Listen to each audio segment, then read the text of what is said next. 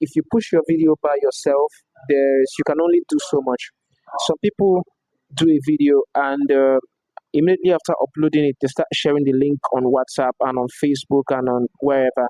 So if you do that, the algorithm will allow you to push it by yourself. And trust me, you can't reach um, you can't go very far with that, right? So it's a proven thing that this is something that I've tried and it has worked for me.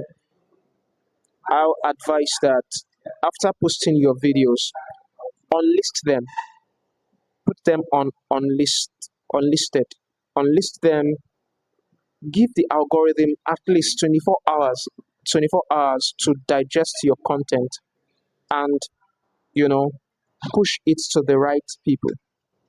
So the algorithm is going to within that 24 hours calibrate your content, using all these um, optimized languages like the hashtags, the tags, the keywords, the SEOs. You understand? Going to, the algorithm is not a human being that watches your video and says, okay, this video is about this or this video is about that. So that's the mistake that most creators make. They think the algorithm is their neighbor or their friend who knows, okay, who watches the video and knows what it's about. No, the algorithm doesn't do that. The algorithm needs all these optimized languages to calibrate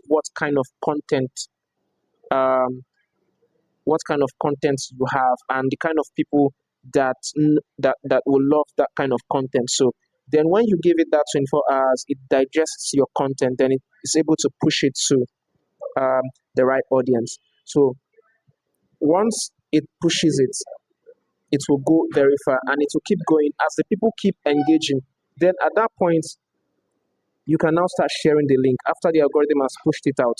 So because the algorithm will push it, right? Then the people will start engaging with likes, comments, and shares. So if the engagement stops after a while, the algorithm will stop pushing because the algorithm pushes content based on people's preferences, right? If you go on YouTube, you see a history of your videos that you watched, or Instagram or your other socials.